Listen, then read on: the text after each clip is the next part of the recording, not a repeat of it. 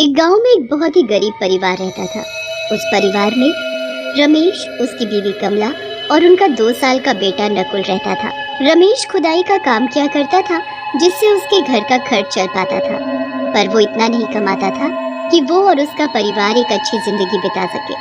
एक दिन जब रमेश रात को थका हारा घर आया तो आते ही कमला उससे बोली, आपको पता है ना, कल मुझे मायके जाना है, मुझे जाने से पहले कुछ पैसे दे देना। हाँ मुझे पता है, पर आज जो कमाई हुई उससे घर का सामान ही आ गया, बल्कि थोड़े पैसे कम ही पड़ गए थे। हे भगवान, अब मैं कैसे जाऊंगी अपने घर? खाली हाथ जाना कोई अच्छा लगता है क्या? कभी भी किसी चीज की जरूरत पड़ जाए तो क्या मैं वहाँ किसी के आगे हाथ फैलाऊंगी? मैं तुम्हारी परेशानी समझ रहा हूँ, पर क्या करूँ, मैं भी मजबूर हूँ। और तुम्हें तो पता ही है कि कितनी कमाई हो पाती है और क्या ही बच पाता है। हाँ ठीक है, अब मैं क्या ही करूँगी कहीं जाकर, यही ठीक हो। कमला रोते हुए अंदर चली जाती है। रमेश को कमला के लिए बड़ा ही दुख होता है कि वो अपने मायके नहीं जा पा रहे। रमेश भी उदास होकर सो जाता है। अगले दिन रमेश काम के लिए निकलता है, पर उसे कहीं कोई खुदाई का काम नहीं मिलता। रमेश निराश होकर घर आने लगता है, पर तभी पीछे से कोई उसे आवाज देता है, अरे ओ भाई, जरा सुनो तो। जी कौन? क्या आपने मुझे आवाज दी? हाँ भाई, तुमको ही बुला रहा हूँ, आओ। जी सेठ जी, बोलिए। तुम खुदाई का काम करते हो? जी सेठ जी। अच्छा, यहाँ से थोड़ी दूर पर मेरी जमीन है, वहाँ मुझे ट्यूबवेल लगवाना है। ठीक है, मैं आपका काम कर दूंगा। रमेश बड़े मन से वहाँ काम करना शुरू कर देता है। पूरा दिन वो वहाँ की झाड़ियों को हटाने का काम करता है। सारी सफाई के बाद रमेश एक जगह देखकर खुदाई शुरू कर देता है।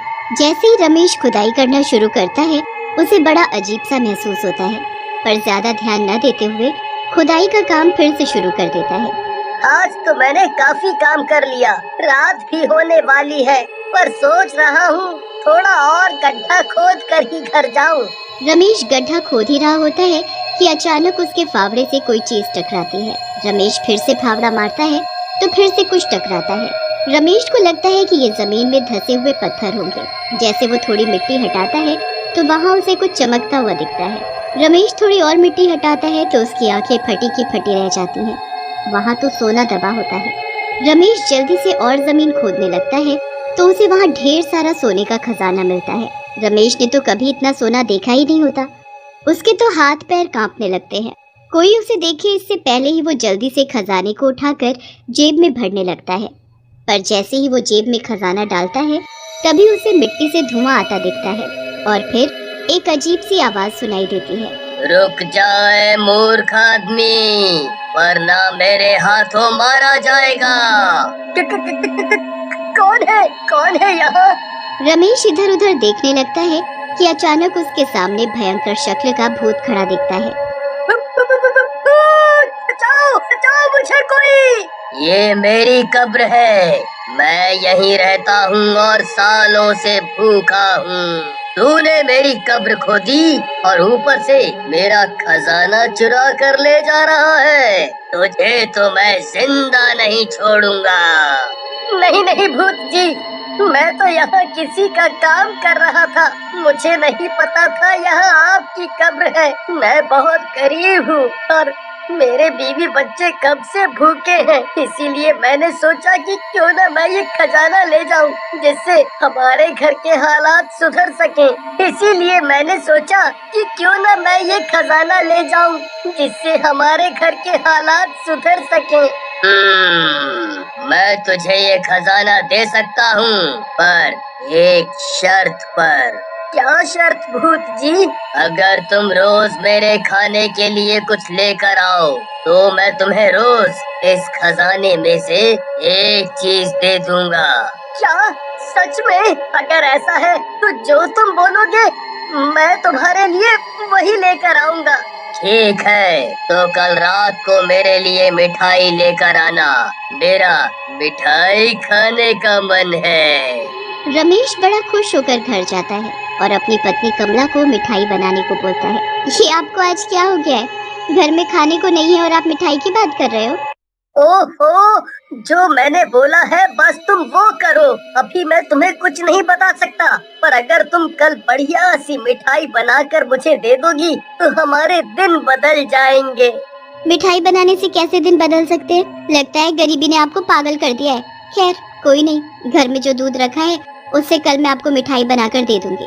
अगले दिन कमला मिठाई बनाकर रमेश को दे देती है। रात को रमेश मिठाई लेकर चुपके से उस भूत के पास जाता है। भूत जी, आ जाओ, देखो मैं मिठाई ले आया हूँ। आखिर तुम मेरे लिए मिठाई ले ही आए। खुशबू तो बहुत ही अच्छी आ रही है। जल्दी ये मुझे दो, अब मुझसे रहा नहीं जा रहा। रमेश वो मिठाई उस भूत को दे देता है। भूत गपागप उस मिठाई को खा जाता है। वाह, ये मिठाई तो बड़ी ही स्वादिष्ट है। तुमने मुझे खुश कर दिया। ये लो सोने के कंगन। जैसा मैंने कहा था मैंने वैसा ही किया। अब कल तुम फिर से मेरे लिए यही मिठाई लेकर आना, तो मैं तुम्हें और खजाना दूंगा। रमेश कंगन को हाथ में लेकर बड़ा ही खुश होता है। उसकी तो जैसे सारी समस्या ही दूर हो जाती है। भूत अपनी कब्र में वापस गायब हो जाता है और रमेश कंगन लेकर घर आ जाता है। कमला सोने के कंगन देखकर बड़ी हैरान हो जाती है। रमेश कमला को सारी बात बताता है। दोनों बड़े ही खुश होते हैं। वो अपने घर का सारा सामान लेकर आते हैं और घर की सारी परेशानी दूर हो जाती है। अब कमला रोज रमेश को दूध की मिठाई बनाकर देने लगी थी।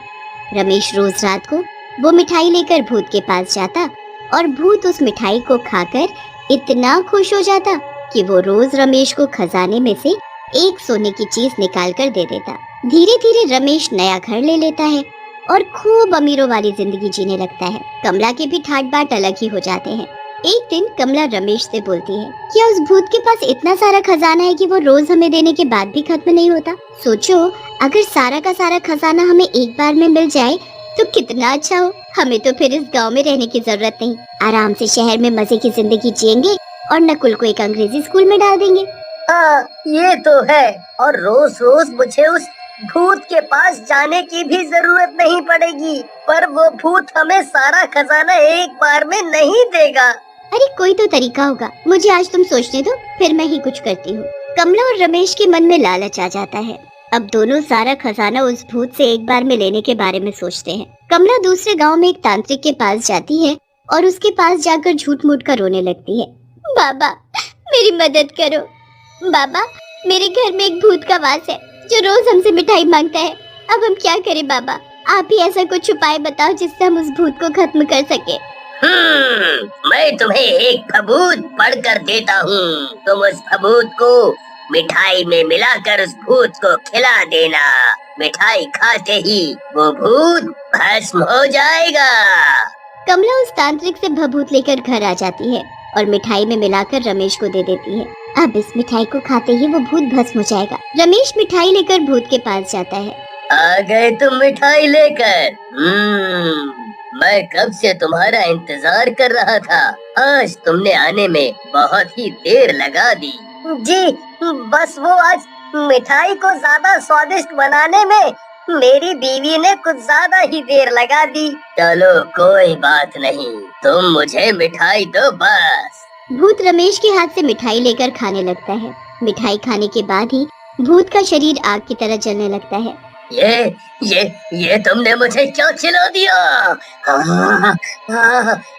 क्या था इस मिठाई में? मेरा शरीर क्यों जल रहा है? मैं रोज रोज तुम्हारे लिए मिठाई लाकर थक गया था, इसीलिए आज मैंने तुम्हारा अंत ही कर दिया। अब ये सारा खजाना लेकर हम शहर जाकर मजे में रहेंगे। भूत तड़प तड़प कर जलकर भस्म हो जाता है। रमेश जल्दी से सारा खजाना एक पोटली में बांधकर घर पहुंचता है। रमेश पोटली को खोलता है तो उसके पैरों तले जमीन ही खिसक जाती है। पोटली में मिट्टी और कंकड़ पत्थर के अलावा कुछ भी नहीं होता। हे भगवान, हम तो लुट गए, सब बर्बाद हो गया। कमला जल्दी से जाकर घर में रखी पोटली लेकर आती है, पर जब उस पोटली को खोलती है तो उसमें भी कंकड़ पत्थर होते हैं। दोनों सर पकड़कर रोने लगते हैं। पर अब उनके पास रोने के सिवा होता भी क्या। दोनों के लालच की वजह से उनको फिर से गरीबों वाली जिंदगी जीनी पड़ती है। इसलिए कहते हैं लालच बुरी बला है।